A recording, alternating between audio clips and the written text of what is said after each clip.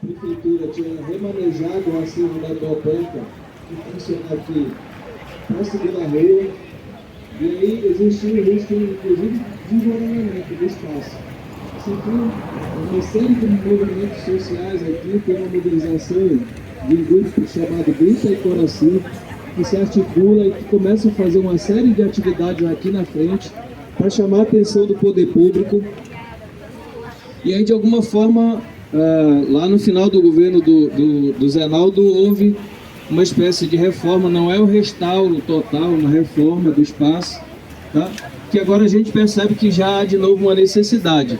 Já naquele momento, a reforma ela não foi concluída, porque é um casarão do final do século XIX, início do século XX, que se você pega, por exemplo, pesquisa lá, tem um material, é Belém da Memória, que ele tem fotos antigas, inclusive tinha uma foto desse casarão que ficava aqui na frente. Em Belém a gente tem alguns pontos que você tem essas imagens antigas. Nessa imagem antiga aparecia o prédio em si e a parte do lado, que é onde funcionava o lago artificial, né, que quando a gente acompanhou a reforma, a ideia da prefeitura era instalar uma praça aí, mas a praça não veio. Então a mesma condição, não é a mesma, mas uma condição semelhante do que a gente viu lá em 2018, 2019, a gente percebe um pouco isso, essa história da dificuldade de manutenção dos prédios públicos, né? Mas como roteiro especial, a fala aqui é da galera que está chegando, tá? Então a Ana faz aí uma fala que divide com os colegas. A Jaque, hein? A Jaque.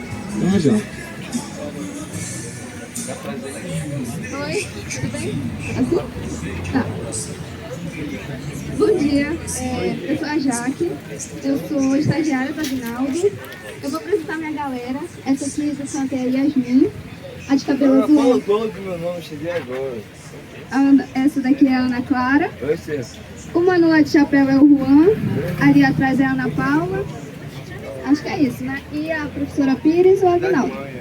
Então, a gente veio lá da ilha de Caratateua e a gente vai falar aqui um pouquinho sobre o chalé Tavares Cardoso.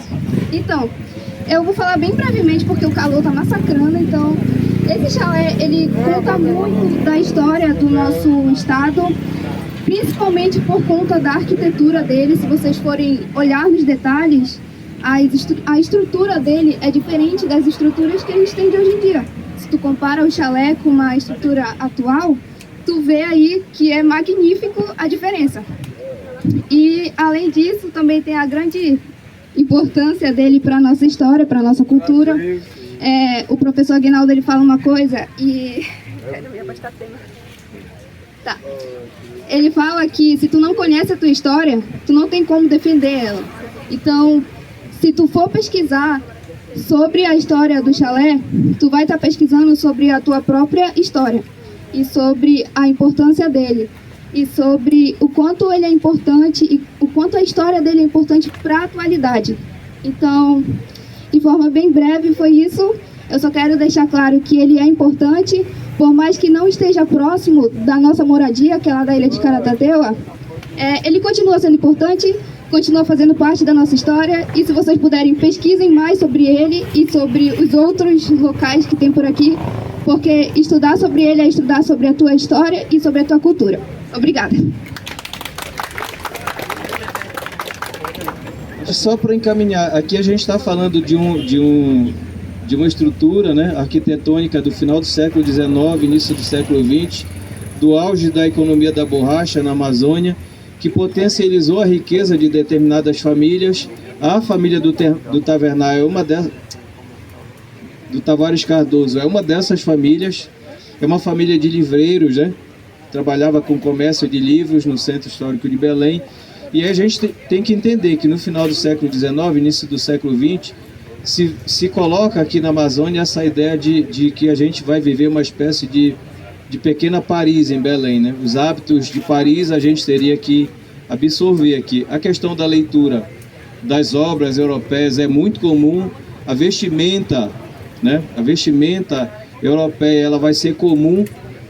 E aí esse processo de enriquecimento de determinada família por conta do ciclo da borracha, particularmente do que a gente chama de sistema de aviamento, que é algo ainda muito comum na Amazônia, que faz com que você concentre a renda na mão de um determinado grupo econômico, mas que a população que está ali no trabalho de extração da seringa, né, não consiga prover renda básica, acabou trazendo para Belém uma série de prédios de grande importância para a história da cidade. Aí a gente vai ter lá o Teatro da Paz, né? A gente vai ter o Teatro Valdemar Henrique, a Casa Paris na América, né? A Casa Paris na América, e uma série de prédios que foram construídos nesse contexto. E Coraci tem alguns desses prédios. O mais importante, na minha perspectiva, seria esse aqui, né? Porque a história desse período ela pode ser contada a partir da observação da arquitetura do lugar. Aqui funciona a biblioteca Abertano Rocha, funciona direto, com exceção do sábado. A gente até negociou aí para ver se seria aberto para nós, mas como o pedido foi feito muito em cima da hora, não rolou, tá? Vai complementar. Gente, só falar um pouquinho, rapidinho também, como o professor falou da própria biblioteca. A biblioteca Abertano Rocha, ela vai abrir nesse dia da semana, né? De 8 até as 2 horas, até então, mas em conversa com a diretora também, ela me avisou que possivelmente se estenda até as 5, mas atualmente é de 8 até as 2 horas. A gente vai contar com um espaço, além do acervo, vai ter também espaço de informática, pro pessoal que é de Coraci, quer vir estudar e quer usar o computador. Meu computador em casa não está funcionando, dá para vir aqui também, conseguir estudar. Só tem que fazer um cadastro, trazer comprovante de residência, uma foto, cópia do RG também. Então é um lugar muito importante que também precisa ter realmente esse apoio popular, da gente frequentar e tudo mais. Tem projetos que são realizados na biblioteca, pela Biblioteca de Portas e Pautas Abertas. Inclusive, quem quiser, eu tenho um projeto, uma oficina cultural, alguma coisa do tipo, para realizar aqui, pode trazer também essa demanda, que vai ser acolhida, né, pela gestão da biblioteca. Importante ressaltar também, nem sei se o professor Aguinaldo falou, que eu estava fazendo uma entrevista ali com a professora Rita, mas de como esse processo também da reforma, tanto da biblioteca como da estação, também teve muita luta dos moradores de Coraci organizados, né? Eu acho que é só com essa pressão popular também que a gente já consegue alcançar conquistas, e é o que a gente está fazendo agora também nesse movimento do Fumoz que Fica, né? A gente está ressaltando durante todo esse roteiro isso, porque o roteiro de Coraci, ele vai realmente nascer dessa necessidade dos estudantes da Fumoz que terem atividades também de extensão e tudo mais. Então é um roteiro desenvolvido realmente pelos estudantes, né? Como essa turma nova entrou agora no início do ano, os meninos que estão aqui, eles colaboraram agora nesse ponto, mas a intenção é que a gente ainda tenha um outro roteiro de Coraci ainda esse ano e que eles estejam à frente.